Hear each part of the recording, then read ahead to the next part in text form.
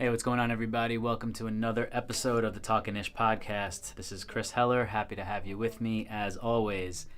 Thought I would hop on and do a quick review of what's to come this weekend, or preview, rather, of the championship weekend in the AFC and the NFC championship games. We have in the AFC Patriots Jaguars, and in the NFC Vikings at Philly. 1 versus 2 and 1 versus 3. And when looking at these four teams and how they got here and the storylines, one jumps out to me, like who is the story of the weekend and potentially the next 3 weeks leading up to the Super Bowl. And for me, that's the Vikings. We've never had a home team host the Super Bowl. Essentially, the Super Bowl this year is in Minnesota. It's never happened where the hometown football team has made it that far. And Minnesota being favored on the road in Philly this week looks like they have a very real chance of being the first team to ever do that. What does that mean? Before we get into the games, if Minnesota does play in their home stadium, what does that mean to the actual Super Bowl? And we'll talk about this, and I'm sure everyone will talk about this if Minnesota wins on Sunday and we have the next 2 weeks to hype it up, how it's the first time it's ever happened. But looking ahead to that, what stands out to me is not on the field during the game necessarily, because in the stadium for an event like the Super Bowl, the seats are the seats. Like each team gets their allotted amount, no matter what location you play in, and then it's all corporate and all brands and all businessmen and whatever it may be. It's the same people filling the stadium, whether it's in Minnesota or Miami or Vegas or New Orleans or London or whatever. So in terms of having the crowd behind you being the Vikings is not where the advantage comes in. Where it comes in is off the field.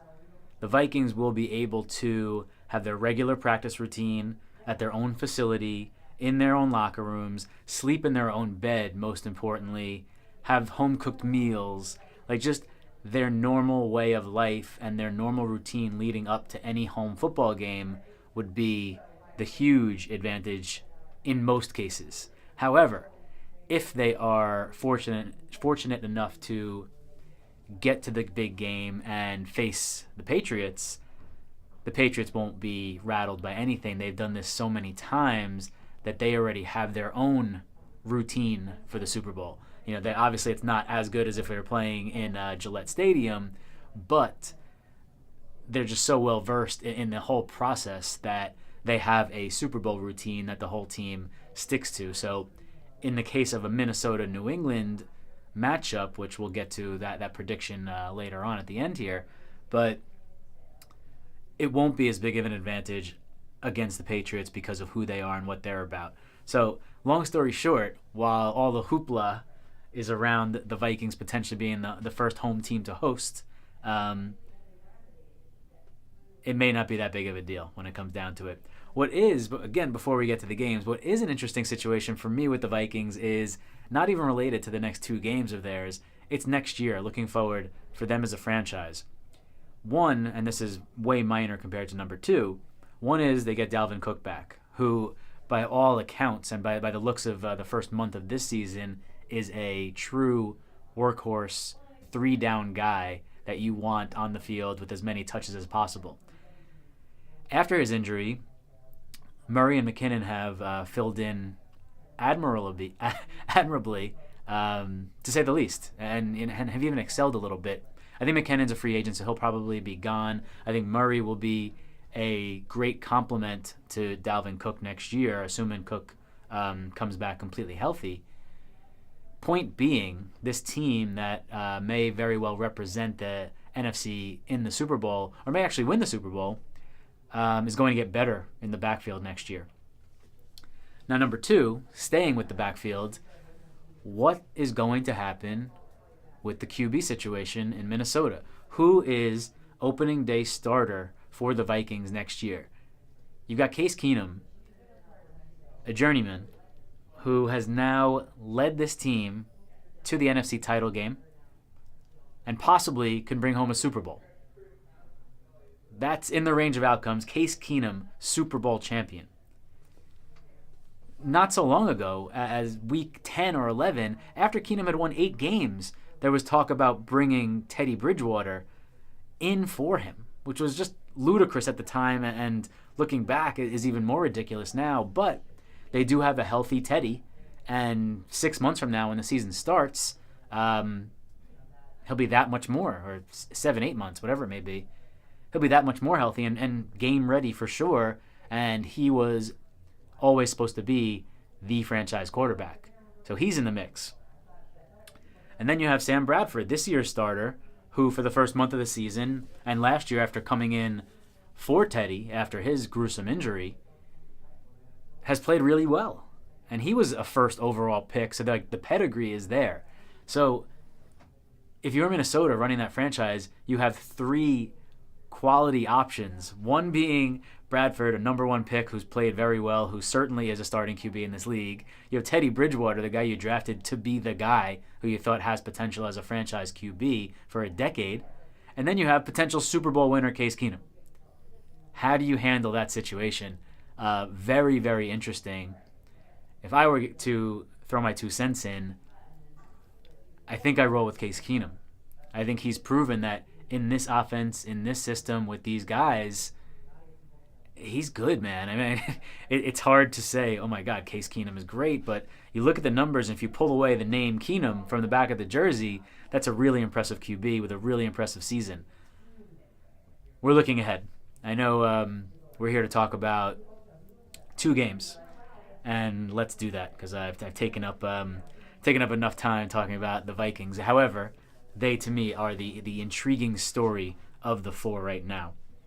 So let's take a break from them and go over to the AFC and start there. Jaguars at the Patriots. Patriots obviously have been here many times. 7th AFC Championship game in a row, which is just remarkable. I mean, we know how ridiculous they are. You can say a number of stats about the Patriots over the last 15 years, followed up by that is just remarkable. But big favorites. Latest I saw, I think, was 9 points, which for a title game is a lot. For any game is a lot. But Jags on the road, and the overall take here is, I think there are just too many ways that this can go really bad for the Jaguars.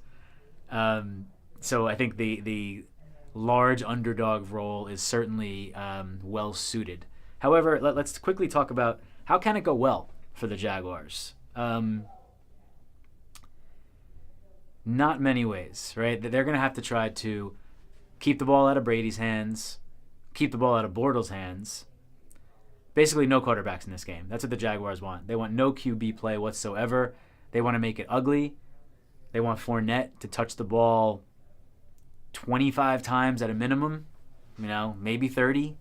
Things are going their way. And they need an extra special effort from this potentially historic, generational, those words were thrown around this year based on the stats. I don't know if they're that good. They're very good. They have players at all levels, especially after getting Marcel Darius up front.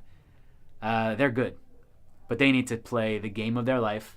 They need to rattle Brady, get to him, bother him constantly, hope that this hand injury is a real thing, and just hope the Patriots have one of those shitty days that, every so often they tend to have.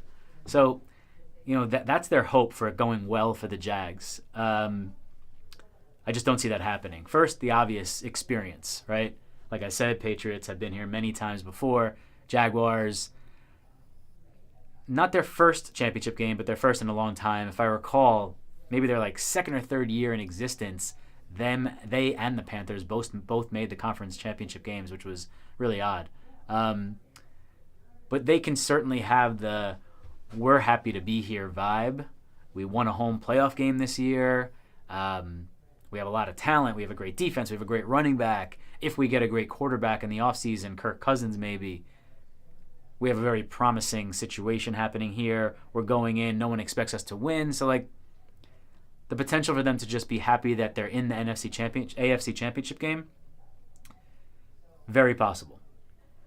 It's also very possible that they get behind early, right? The Patriots come out and have a Patriot-type first quarter and put 2 quick drives where they're picking apart the defense, and go up 10, 14 nothing, 14-3 in the first quarter, it's going to get real ugly really fast. The Bortles-led Jaguars do not want to be playing catch-up in this game. If that happens, the New England defense licks their chops, tees up on Bortles, and just goes to work, and it gets, 2 defensive touchdowns, and they win by 35. That way, Fournette doesn't get to touch the ball enough. Can't lean on him to kind of manage the game. It gets really ugly. And that is probably more likely to happen than not. I think the Patriots probably win this game big. And it could come down to being as simple as, on one side of the field, you've got Belichick and Brady, and on the other side of the field, you've got Bortles and Marrone. It may just be that simple. And let's say their plan works. Let's say they keep it close. And in the fourth quarter, it is a 1-score game. And this is a real thing, and we're all sitting around Sunday like, I can't believe what's happening here. Brady's been bad today. The defense has been great. Fournette's touched the ball 25 times, has a touchdown and 120 yards. If we're saying that and it's a close game in the fourth quarter, who do you trust in Q4 to make the plays? Brady and Belichick? Bortles and Marrone? Pretty easy answer if you ask me. I think New England rolls. I think the scenario of the Jags being happy to be here, getting down early, getting very ugly fast, that's how I see this playing out. I think the Patriots win pretty handily, just like last week. I think that they expose the Jaguars' defense a bit, and Patriots start to feel that Patriot vibe and start rolling as they head towards Minnesota, the city, not the team. Maybe we'll get there in a minute. And they move on 2 weeks from now on February 4th to make the Super Bowl yet again. These guys are just ridiculous. Moving back to the NFC, Minnesota at Philadelphia. The Eagles, once again, a home dog. Just doesn't happen, but we know why. Obviously, they go from Wentz to Foles, a massive decrease and decline in the Philly offense.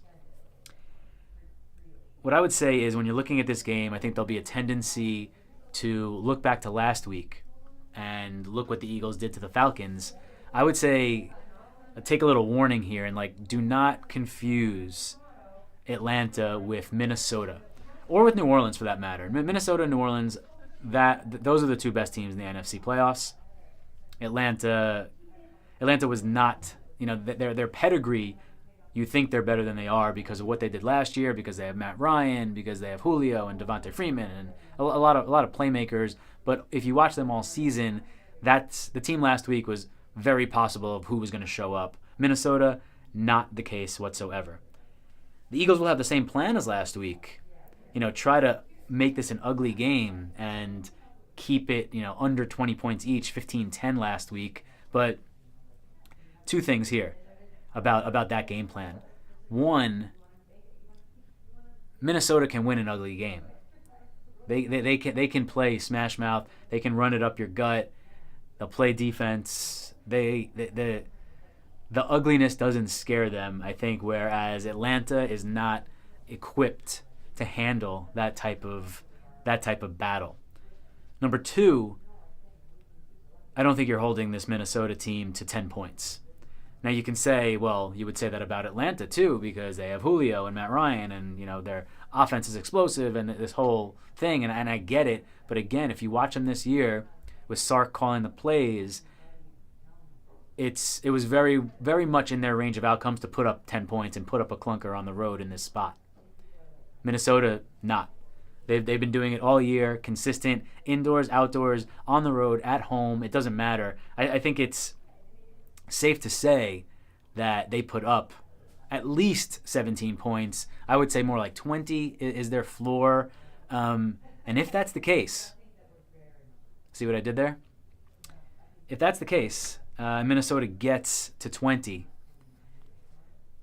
who makes plays for the Eagles on offense? Alshon? Going to have Xavier Rhodes on him. Aguilar, Ertz in the middle of the field? Maybe. I think that's probably their best bet, but the Minnesota linebackers are solid. And they've got Nick Foles throwing them the ball. I mean, who is going to make plays on this offense? I just read a great stat, actually, as I was looking into some things for this podcast. Touchdown drives by the Philadelphia Eagles when they had Carson Wentz. They scored touchdowns on 28.3% of their drives. Since Wentz went down, 12%. So almost 2.5 times less touchdown drives from Wentz to Foles.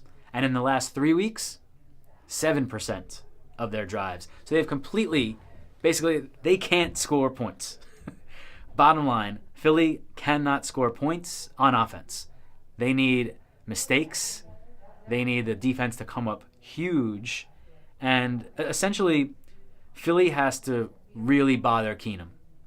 That's what they have to do. If he has time and is comfortable back there behind that line, I think Diggs and Thielen and Rudolph and even a Jarius Wright, I think that I don't think they can stop them.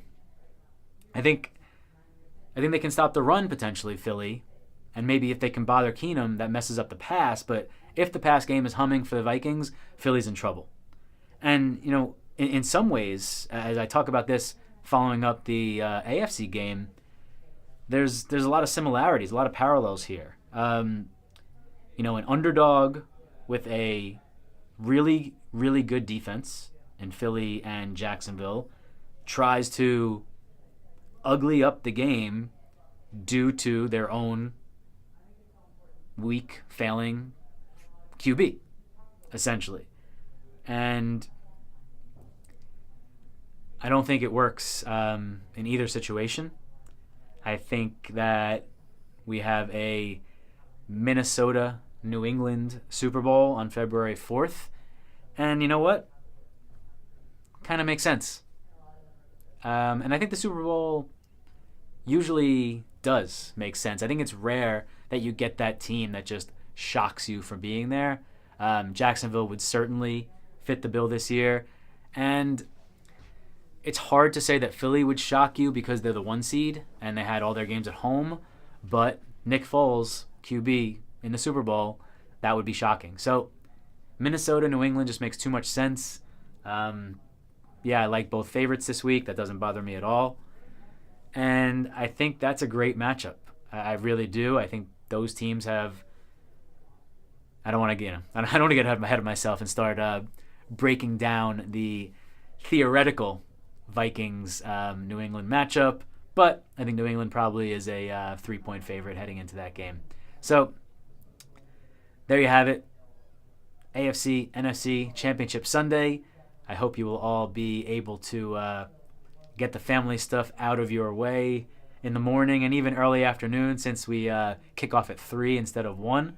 We should all be able to be on our couches for both games and enjoy the Final Four and see who heads to Minnesota on the 4th. And I'm sure we'll be back to discuss that when the time is right. Thanks, everyone, for being here, and I will see you all soon.